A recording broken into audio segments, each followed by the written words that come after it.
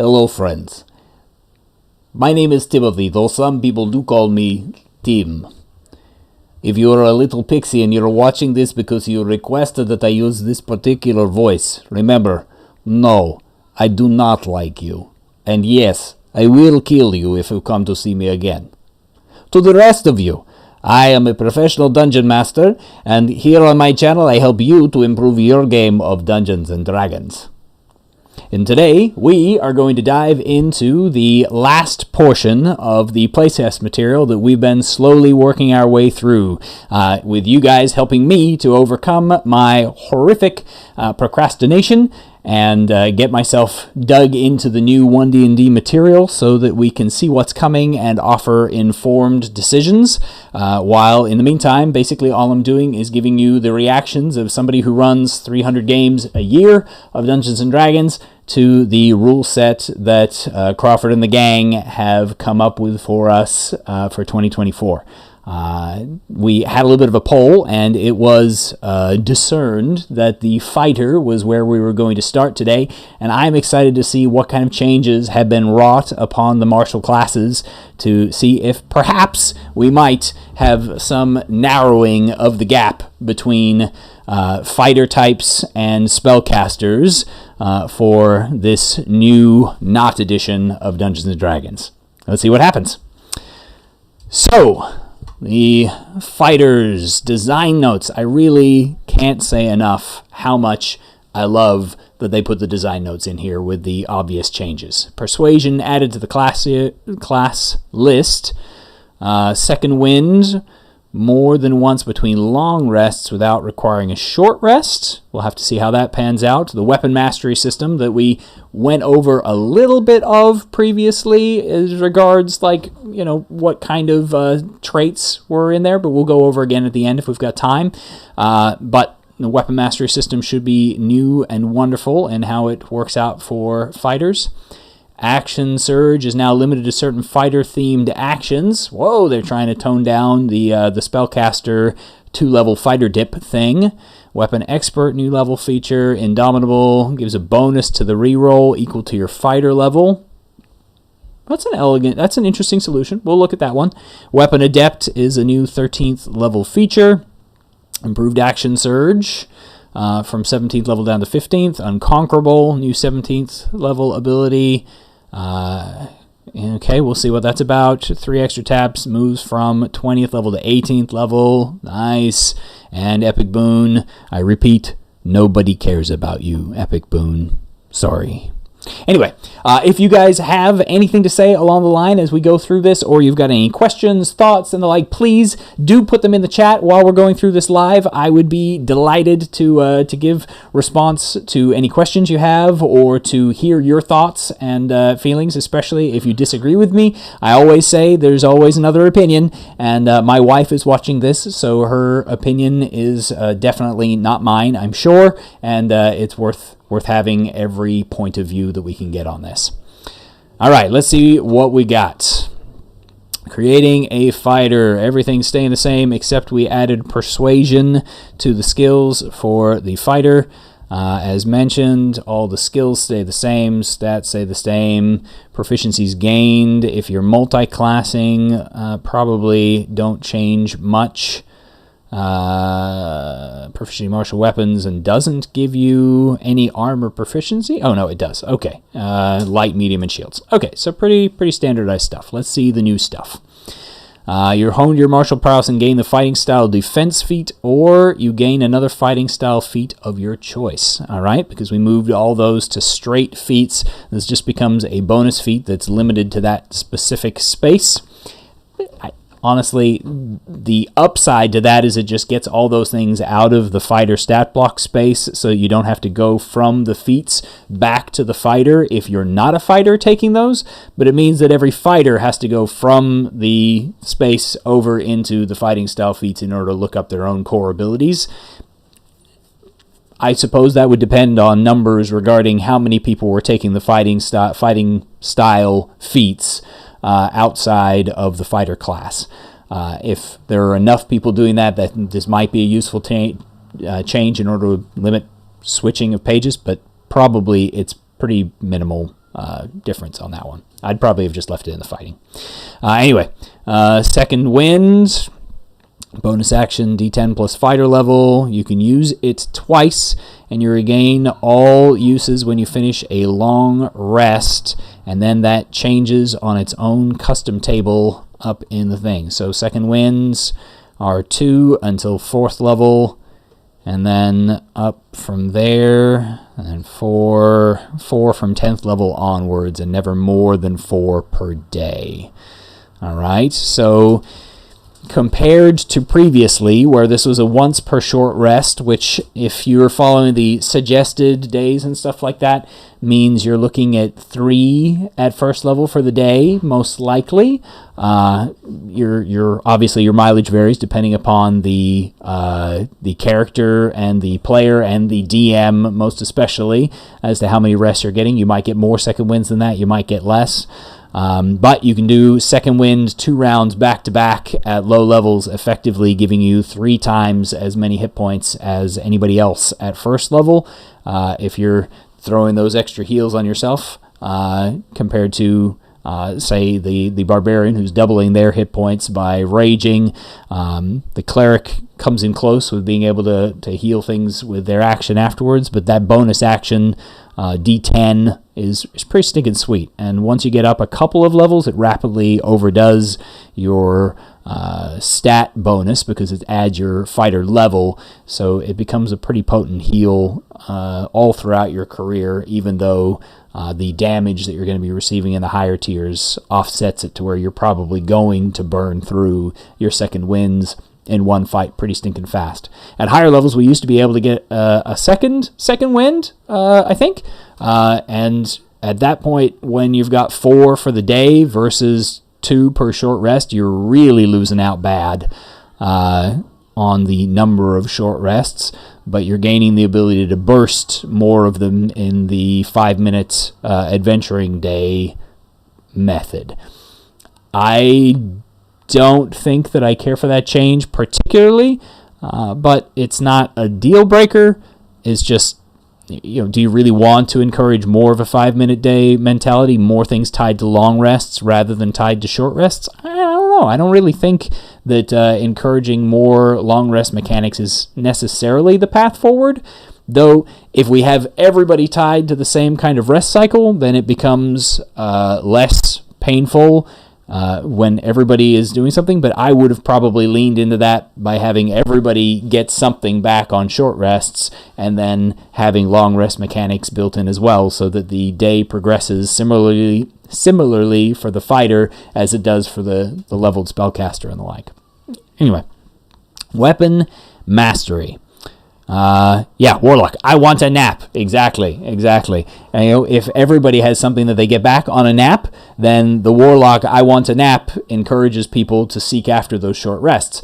If you have a couple of guys who only get stuff back on long rests, or only get their cool stuff back on long rests, then the Warlock's I want a nap becomes a contention point rather than a valid concern, and resource management becomes really weird for the Warlock, as he's like, well, my group won't take a nap, so I'm not going to use any of my cool abilities.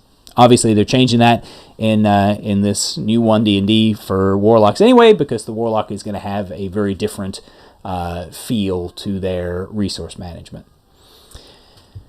All right, whenever you finish a long rest, you can practice weapon drills and change the kinds of weapons that you chose for your mastery property. Essentially 3 kinds of simple or martial weapons.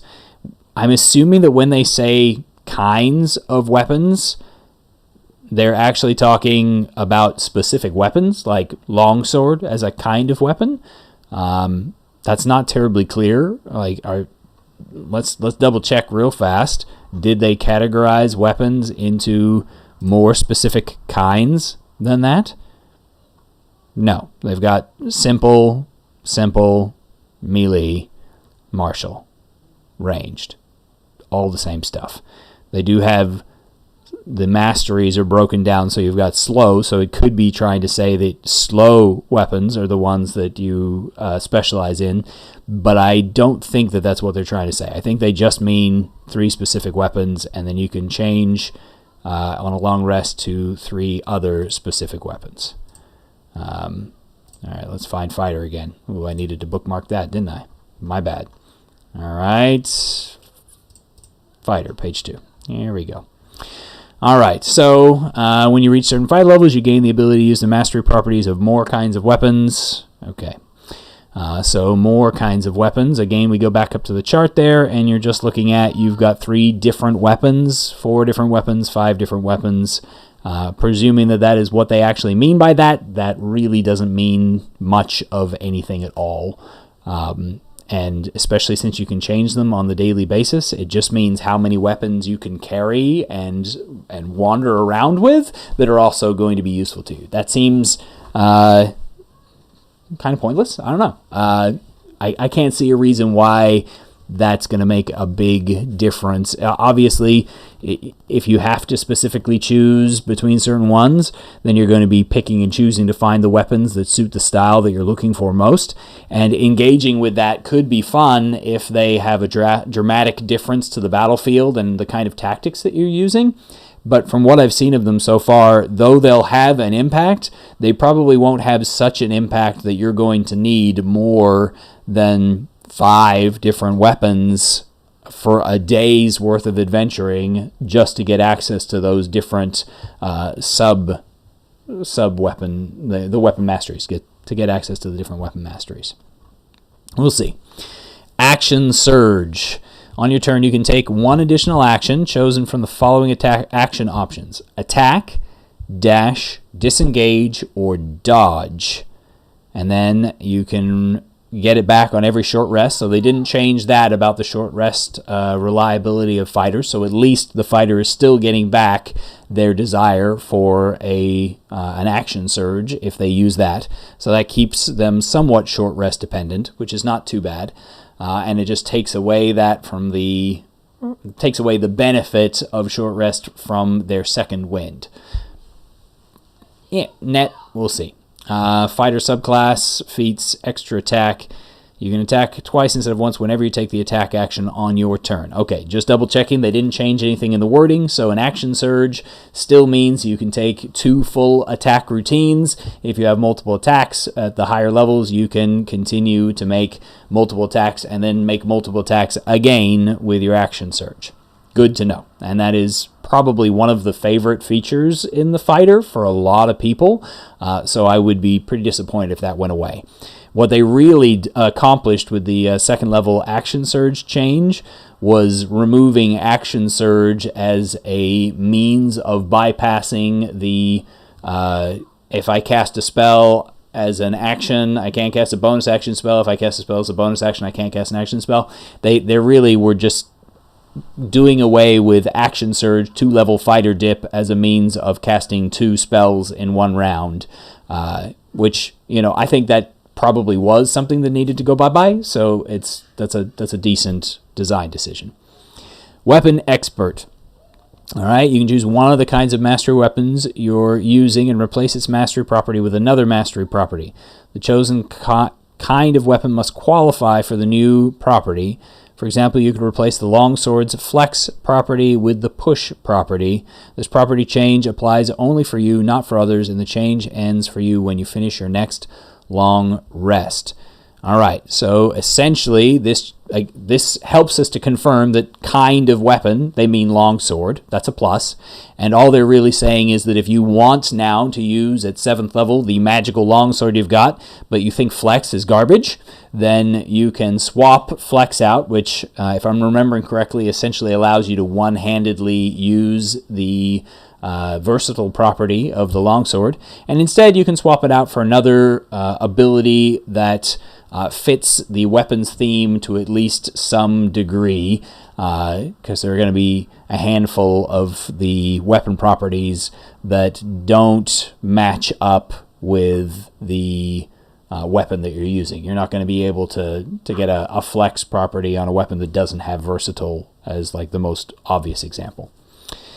Indomitable. If you fail a saving throw, you can re-roll it with a bonus equal to your fighter level. If you do so, you must use the new roll, and you can't use this feature again until you finish a long rest. So I have thoughts regarding this one. for me personally, Indomitable is like the dumbed down version of Legendary Resistance for players, right? And this change brings us closer to that ideal, because currently when you have that Indomitable roll, if you already suck at the saving throw, like if somebody's trying to mind control your Wisdom 8 fighter, then you are in a pretty bad position, and an Indomitable roll, though it does increase your chances, it doesn't really bring a lot of chances into the realm of possibility. If this was a straight Legendary Resistance, then you'd just be able to turn that no into a yes, which would be pretty awesome, but it would perhaps be a little bit too powerful in some niche situations. I don't know, maybe. I would have probably just given it to them, and I feel like people would have a load of fun. I know that if players had access to Legendary Resistance, if nothing else, maybe the DMs would get a little less of pushback for Legendary Resistances if your fighter was doing it all the time. With this bonus equal to the fire level, you're turning that into a mechanic that varies as you grow, which gives another sense of progression and power, which is great. And it turns something that you're like really, really good at, like a Constitution save that you just rolled a natural 1 on and you needed a 3, into a guaranteed gimme, which is a good thing if you were like counting on being able to pass that saving throw and then you failed it. And it turns the impossible saves, like the I have a -1 against a DC 20, into a reroll that at some levels could feel pretty plausible and possible, and at other levels could feel like still a bit of a stretch. So I like how it grows with you. I like how it interacts with your skill set and the choices that you've already made and builds it out. And honestly, I would kind of like to see Indomitable as a template for Legendary Resistance. Imagine if Legendary Resistance was instead Indomitable with CR of the monster, perhaps, as the bonus that gets applied to the saving throw, or some other variable that makes a more powerful legendary creature more likely to autosave with that reroll than another creature would be. The downside to that would mean that it would interact with some weirdness into things like Silvery Barbs and Lucky that currently don't interact with, Convergent Future or Silvery Barbs, which don't currently interact with the Legendary Resistance mechanic because they don't use a specific dice roll. They just turn a failure into a success state. But I feel like players would have a lot more fun with being able to screw with those reroll dice and give an additional chance at failure. And a bonus of plus CR to the saving throw would make most legendary creatures pretty hard to fail. And if they then did, well then heck, everybody's going to have a great time roaring at the DM's discomfort as they pile on everything they got in that short period of time. It could be a cool change, something worth thinking about. Subclass feature, 2 extra attacks. Weapon Adept. When you use your Weapon Expert feature on a kind of weapon, on a longsword, you can give that kind of weapon 2 properties rather than 1, but you then use only 1 property at a time. Whenever you make an attack roll against a target with that kind of weapon, you decide which of the 2 properties applies to that attack. You make this decision before the attack hits or misses. For example, you could apply the push and topple properties to longsword, and whenever you hit a target with longsword, you decide which of those properties to use against the target. So this definitely adds another layer of complexity to your decision-making tree when making your attack routine at higher levels with a fighter. Because you are going to be having multiple choices, and instead of it just being a given that you're going to use whatever you got, you now have to call out beforehand, hey, trying to topple, hey, trying to, and now I'm flexing, or whatever choices you've got in there. I feel like you're going to fall into some routines pretty quickly, but because you can change this on a fairly regular basis with your things, you're going to have a lot of things to play with, interact, try. As you get different weapons that qualify for different things, you'll have a couple of things to play with, and it will add a level of depth. I'm just not certain whether or not the level of depth is going to be equal to the level of complexity, and also whether or not the complexity and depth are going to add crunch and power that will bridge any of the gap between the sorceress spellcasting classes and the martials. So that's the big question. Improved action surge. You can use it twice before a rest, but no more than once on your turn. Still recharges on short rest. Unconquerable. If you fail a saving throw and your indomitable feature is expended, you can use it again by expending a use of your second wind, which also heals you. That's pretty slick. Okay, so it's a little bit conditional in that you can only use the second wind heal as part of your indomitable if you have already used your indomitables and you have not already used your second winds, which is kind of a long tail of decision fatigue there for me. But the ability itself is really cool, being able to get a little bit of a heal as a reaction when you are failing a saving throw and getting a chance to turn it into a success as part of that heal. That's super cool. But I would rather, I think, potentially, shoot. I don't know, because I can see upsides and downsides to both of that. Tying it to a resource makes resource management more of a part of the game for the fighter, which is a good thing for the game to have resource management a requirement. It is helpful to have all classes having to manage their resources to some degree. It does improve the game in a lot of ways. But I'm not sure that having to have already used your first resource to be able to access this other option is nearly as cool as being able to, for instance, use a second wind in place of an indomitable and gain both benefits. And then you could mix and match and choose and run through your second winds as reactions and then run through your indomitables if you're getting hit with that many saving throws. Or you could run through your indomitables first and take some damage and then use your second winds. If you left the choice in players' hands, I don't think it would be a bad thing. This one might just be a matter of the flavor that the designers were looking for, or perhaps they really wanted to gate it as a later, as like a tension point so that people chose not to use their second winds. But I feel like that's just going to leave second winds on the table, especially when they're already becoming kind of a limited resource that's going to be hard to bring yourself to use because they're long rest dependent. I think that's going to be too much of a push to keep fighters from using their second wind, and they're going to end up with a lot of them left on the table at the end of the day. That is not necessarily ideal. It would be much better if they were burning through them steadily over the course of the day. All right, let's take a look. Fighter's subclass is really it, because the 3 attacks at 18th level just means they get a couple of levels to play with it, which is awesome. I really do love that they're bringing the capstone features down to 18th level. I think that's a brilliant move. One of the biggest complaints that I get from the groups of mine that reach 20th level and finish their campaigns at 20th level is that they just don't get enough time to enjoy their coolest abilities.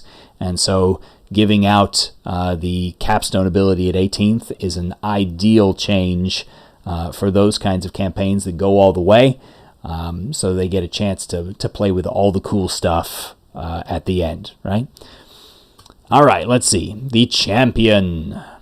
Main design notes. Adaptable Victor, a 3rd level feature, giving the champion non-combat utility. We'll see. Remarkable Athlete, one of the lower rated fighter features, has been replaced by Adaptable Victor and Heroic Warrior. So they replaced the features and got rid of the old one that everybody thought was trash. Cool. Additional fighting styles moved from 10th level to 6th level, which is pretty stinking cool. And Survivor has been enhanced and enhances your death saving throws. All right, let's take a look. Adaptable Victor. You've studied your friends and foes alike and learned that victory relies on adaptability. Whenever you finish a long rest, you can gain proficiency in one skill from those available to this class at 1st level as you remind yourself of past lessons. This proficiency lasts until the end of your next turn. So at 3rd level, you gain 1 additional skill as a trained skill. It is from the short list that the fighter gets access to, which, if we take a quick peek back here, includes acrobatics, animal handling, athletics, history, insight, intimidation, persuasion, perception, and survival. Of those, you've got dex warriors, wisdom, strength warriors, intelligence, wisdom, charisma, wisdom. So you're going to have a fair smattering of backup wisdom types or backup charisma types. And then, of course, your strength and dexterity is going to be determined by your fighting style for the most part. Adding an extra skill is pretty cool. I think the versatility option is going to be fairly limited. And I'm not honestly sure why there is a strong need to limit it to those themes. There's definitely plenty of other skills out there that fighters would perhaps be interested in taking, and they don't want fighters to necessarily step on the rogue's tone, the experts' toes, by giving them access to the entire skill list. So I suspect this is a way to give a nod to a little more out-of-combat interesting options, while still binding it together and limiting the stepping of toes on the expert class. It's meh. It's fairly meh. Improved critical. Weapons and unarmed strikes can score critical hit on 19 or 20. Additional fighting style, feat at 6th level. The heroic warrior. Once per combat, you can give yourself heroic advantage if you start your turn without it. So heroic advantage is inspiration, right? And you can get it once per fight from 6th level on, which I know at my tables, because I'm terrible about giving out inspiration, would be a drastic increase. At a lot of other people's tables, it might not be. Mine's so bad that my players call it Timspiration, because it's really rare for me to think to give the darn thing out. Sorry, guys. I apologize. But that's a pretty powerful boon, potentially, for the combat side of things. Let's see. Superior critical, now on 18s, and survivor. When you roll an 18, 19, or 20, you get the benefits of rolling a 20, and at the start of each of your turns, you regain 5 plus con mod hit points if you have no more than half your hit points left. It doesn't say anything about being in combat, which means that after every fight, you heal to half hit points. Actually, a little bit more than half your hit points. And the only time you don't get it is at 0 hit points. This is going to make the 14th level plus fighter pretty stinking survivable. I will admit, that one's a pretty powerful ability. It essentially gives them regeneration. And at those levels, if you built into it, you have regeneration like a troll, only without the fire restriction. And at 0 hit points, you do actually stay unconscious. But otherwise, that's really potent. Particularly if you're somebody who's going to get hurt and get out of trouble, or at the end of the fight, you're going to recover a smack ton of hit points. All right. So overall, the fighter, I would say, is a net. I would say it's net positive with the weapon mastery system that they've put in there. I like that they toned Action Surge down to specific action options, so that the dip potential of the fighter is dropped a little from the silly, like, optimized builds that are out there. But I feel like the change made to Indomitable is positive, but the change made to Second Wind is kind of iffy, and the interaction between the two in the higher level abilities is kind of I'm not sure. I also don't think that the utility out of combat ability that they gave champions lands very well. I would say that giving one extra skill is pretty blah in terms of the flavor and strength that they could add to a out-of-character opportunity for a fighter. I'm sure they could do better. So that would be my standpoint, is do better, Wizards. All right, let's go and check out the Barbarian, because I know we are all excited to learn about this last warrior subtype that we have access to at the moment.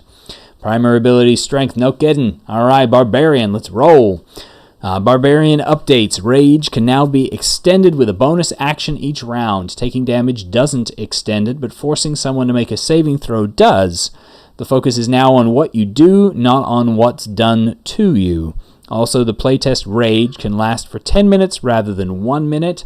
Finally, Rage is now stopped by the incapacitated condition. Incapacitated should definitely stop the Rage. I agree with that one, even though I hate incapacitated as a condition. 10 minutes over 1 minute is a huge boost in some regards. The way they worded some of that is a little bit interesting. I feel like they are not sure about their 10 minutes versus 1 minute, and that's why they included the playtest Rage can last for that time. Oh, Jake, that's weird, you said. What's weird exactly? I've got a bit of a delay from from my words to you and then back from you through text, so I'm not certain what you're talking about. Please give info. Weapon Mastery is, again, the new first level thing. Primal Knowledge unlocks non-combat functionality. Most things done in combat are going to be checks.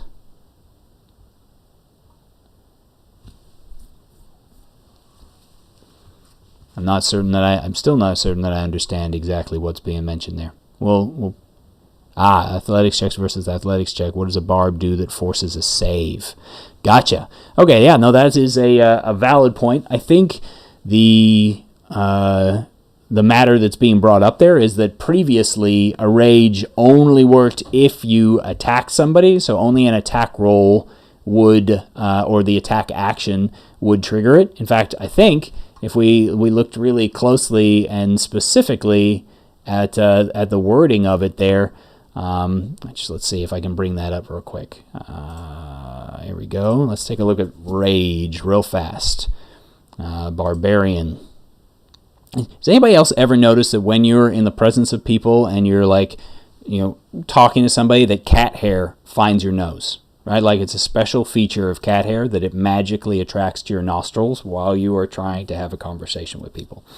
Anyway, that's a thing. Just throwing that out there. All right, let's see. If you're knocked unconscious, turns in you haven't attacked a hostile creature since your last turn or taken damage since then.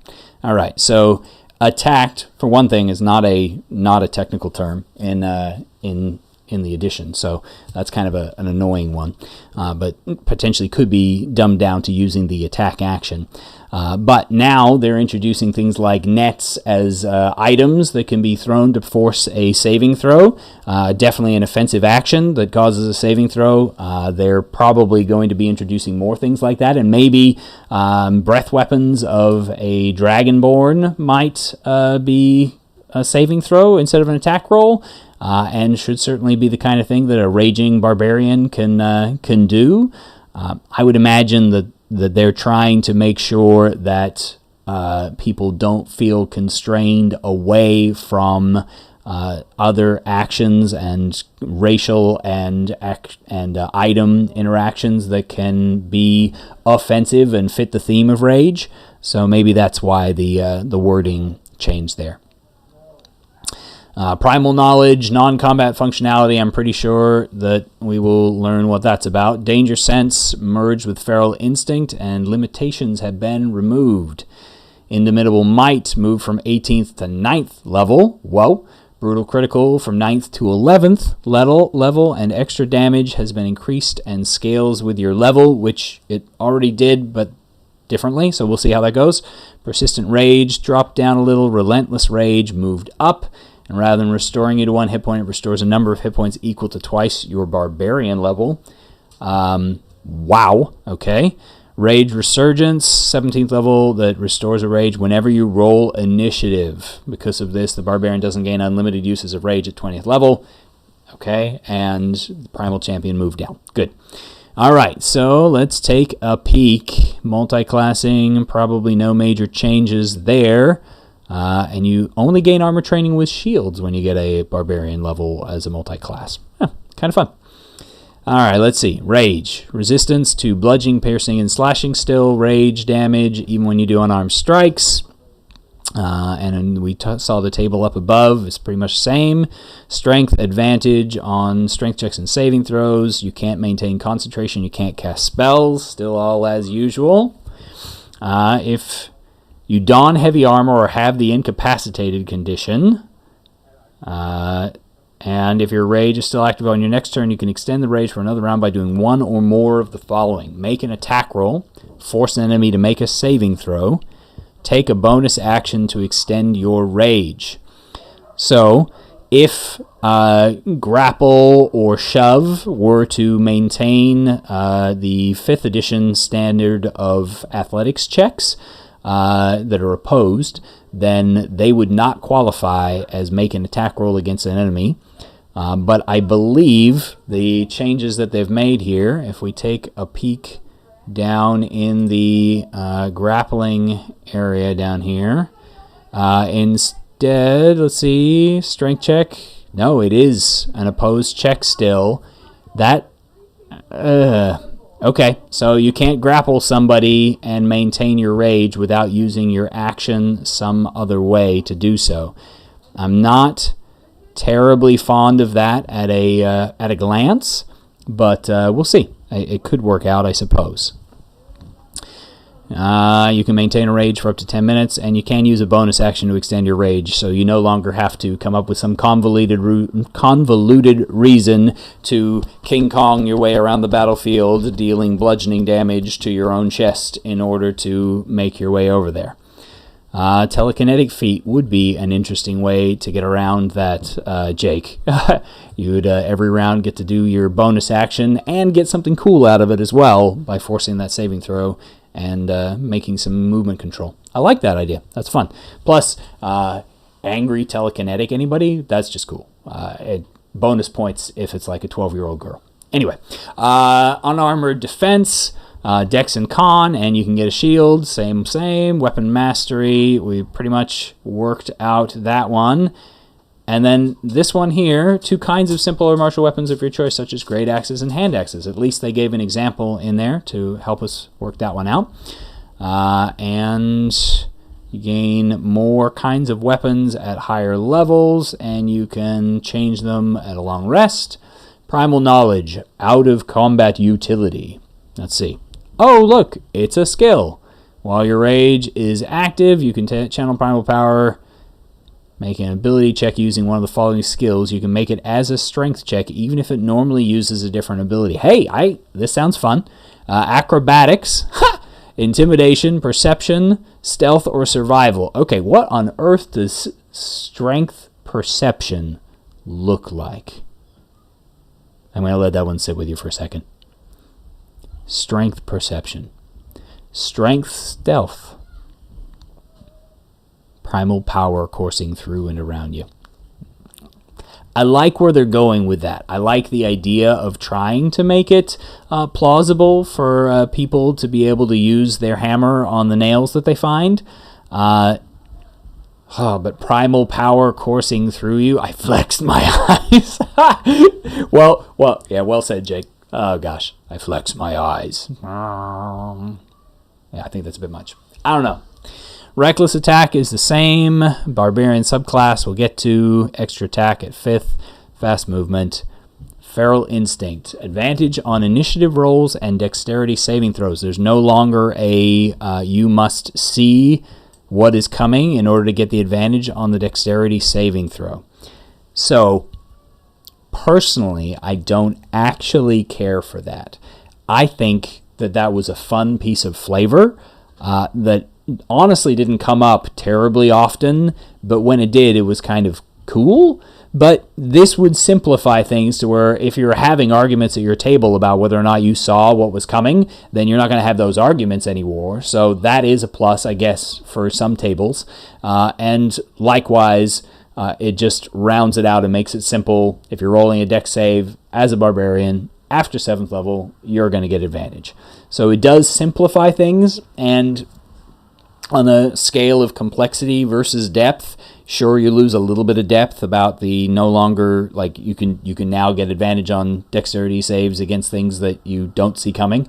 But the complexity added of making people have those discussions might not have been worth the depth that was added by having it have additional flavor. That's a judgment call that, honestly, I don't feel, even with 300 games a year, I don't feel like I have a right to decide that as a judgment call for everybody else's tables. Maybe the designers have more info on that than I do. Indomitable Might. If your total for a strength check is less than your strength score, you can use that score in place of the total. All right, so there's a couple of interesting things to unpack with that. For one, at 9th level, you've had 2 ASIs, so there's a pretty decent chance that you've got an 18 or a 20 score, which means that at 9th level strength checks 20 or below, you're passing. You're passing. No checks, no nothing. It's not tied to being in a rage, so it works all the time. That's kind of wild. But if you did happen to be in a rage and you're using the new primal knowledge, that means that you could, in a rage, have a 20 you could have a 20 stealth check automatically while raging, and a 20 perception check automatically while raging all the time, just cause, right? Like, I don't know. I really don't like the flavor of your strength check there. I do like the flavor of Indomitable Might, and that's pretty stinking cool. But I'm not sure that it's not more game-changing than I suspect the designers think it is. So I'm not sure about that one. Brutal Critical. The Barbarian takes extra damage equal to your Barbarian level when you score a critical hit. All right, hold the phone on that noise.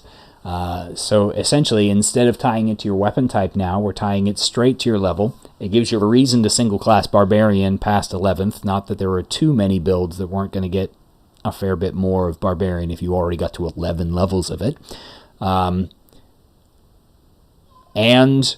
No longer does the using a dagger to stab somebody in brutal fashion mean that your brutal criticals were pathetic compared to the guy using the great axe. So maybe it gives people a little more flexibility with their weapon choices on builds that are sort of crit fishing and trying to get those hefty hits. Certainly, it's a nice thing to have a guaranteed big crit, because I know we have all rolled that crit that gets an extra 2 dice, and yet everything rolls 1s, and it's worse than your next hit that is a standard strike, right? So Brutal Critical does do away with the lame crits for Barbarians after 11th level. So they're not going to get any crits that don't feel satisfying, and that's a good thing, because I feel like those lame crits really suck a lot of the fun out of things. I think we hit it a lot better in third edition when it came to that, but hit points were a lot higher in 3rd edition too. So you gotta do the balancing act. Persistent Rage lasts 10 minutes without you needing to do anything now. You still ends if you try and put on heavy armor or are incapacitated. Relentless Rage now. A DC 10 con saving throw, and if you succeed, you get to go to 30 hit points when you first get this feature to try and stop you from being just knocked down and then immediately knocked down again with the second attack of the multi-attacking creature. Considering that 30 hit points for a Raging Barbarian is often 60 hit points for a Raging Barbarian, I suspect that it will hit that mark. And increasing the DC by 5 is every time that you have to use that feature is still going to mean that the first one is almost guaranteed and the second one is likely, meaning you're going to have to churn through an additional 120 hit points of Barbarian in a lot of cases for every Barbarian past 15th. That's a wild amount of Barbarian when they were already really hard to kill. I should tell the story sometime of my daughter's Barbarian versus Yinagu in single combat and how I just could not kill her. Anyway, I tried. Rage Resurgence. Whenever you roll initiative, you gain 1 expended use of your rage. Bringing this down, it was the sort of a capstone-esque feature. It's only brought down to 17th level, but it's still it's a good addition. Just giving the Barbarian constant awesomeness available. I think that's a good thing. Primal Champion. Scores increased by 2. Max is 22. Used to be by 4. So that's interesting that they lessened it when they brought it down to 18th level. I think I haven't noticed if that has been the case in any of the other capstone features. That's kind of a bummer, but at the same time, when we take a look at our other features that are in there, like the rages that last for 10 minutes can be used outside of combat and provide stealth, and then naturally getting 22s on all of those, I don't know, I can probably live with it if it's going to stay that way. Subclass, I can speak. Subclass, the Path of the Berserker, which frankly is one of my favorite flavor Barbarian subclasses, but not the one that I would have expected them to put into this playtest. But I guess it does make sense because it was much hated. Like, it was the subclass that people just did not take because the penalties were just so rough and the benefits were essentially repeatable through other means. You know, Barbarian with Polearm Mastery didn't care about Berserker. Barbarian with Great Weapon Master often didn't care about Berserker. So hopefully they've really dialed it up a notch in the rewards instead of removing the exhaustion penalty, because I thought the exhaustion penalty was cool. And now exhaustion doesn't carry quite the same kind of teeth that it carried in the straight 5th edition. So let's see what they did. All right, Frenzy no longer causes you to gain a level of exhaustion. Always the first thing out of my mouth after I say I hope they didn't do something is that they did something. I swear. Anyway, in addition, it causes you to deal extra damage each round that you use Reckless Attack instead of giving you a bonus action attack, which conflicts with Rage's use of a bonus action. Not that it would conflict, because if you are attacking and you attack with your bonus action, then you are by definition attacking, and thus you are already getting your you see where I'm going here, right? Okay. Mindless Rage ends the Charmed and Frightened conditions on you rather than merely suspending them. Retaliation has moved from 14th to 10th. Intimidating Presence moved from 10th to 14th and has been improved. All right, let's take a look. Frenzy. You deal extra damage to the first target you hit on your turn with a strength-based attack. That's specific. To determine the extra damage, roll a number of d6 equal to your rage damage bonus and add them together. The damage has the same type as the weapon or unarmed strike used for the attack. Alright, so you have a limited sneak attack when you are reckless attacking in a rage.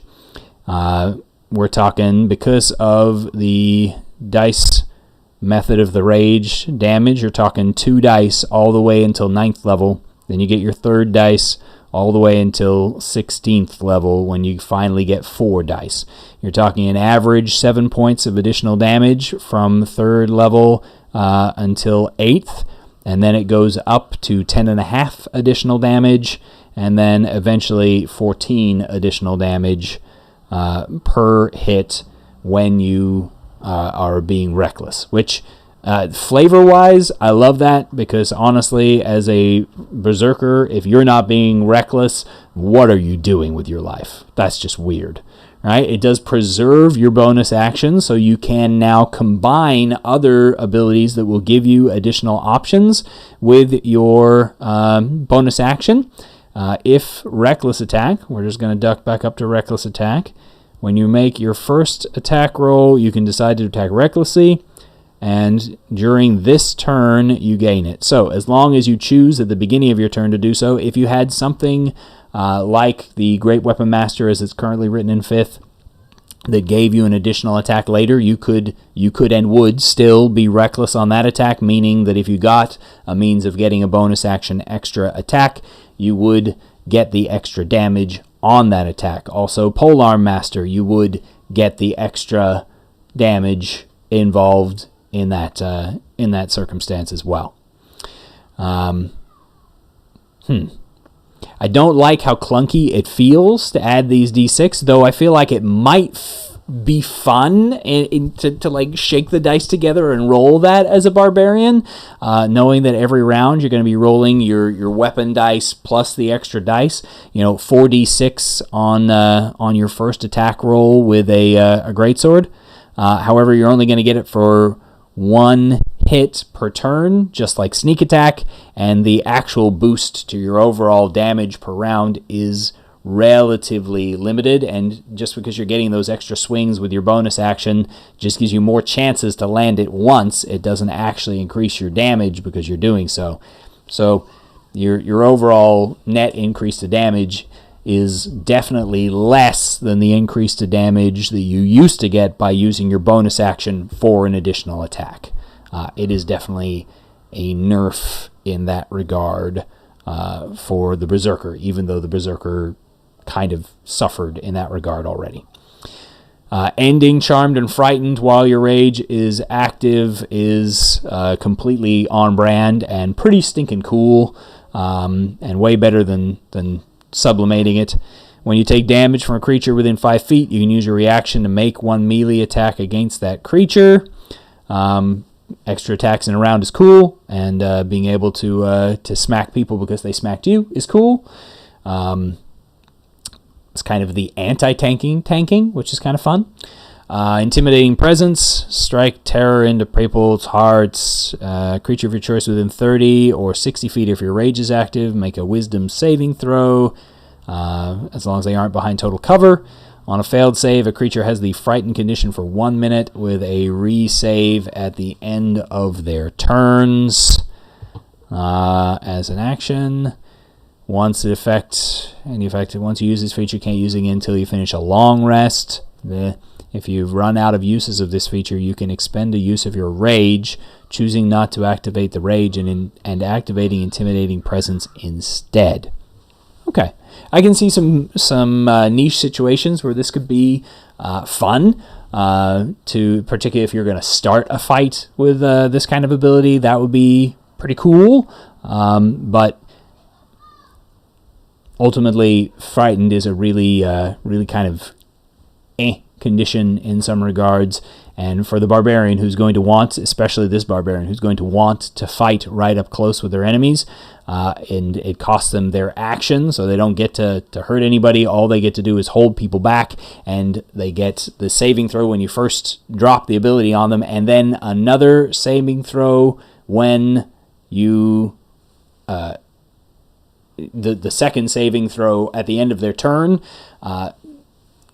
I don't know, 2 saving throws, those kinds of abilities always work out kind of funky, only keeping people away, usually for 1 round, if at all, because the double saving throw, you're sort of double dipping on that anti-crowd control, the saving throw portion of that. I'm not a huge Fear fan for the most part, though there's some builds that make really great use of it, and some fun, and it has a lot of flavor, but the way it's currently implemented, I don't know, this is fairly average. All right, judging the Barbarian. They're just giving the weapon mastery thing, which does have some cool flavor and the like, but is basically just a one-time choice for most people who are going to just pick the weapon that they like, and they're going to say, this weapon has the feature I want now, and so the weapons are going to feel more differentiated, which allows for more styles of Barbarian.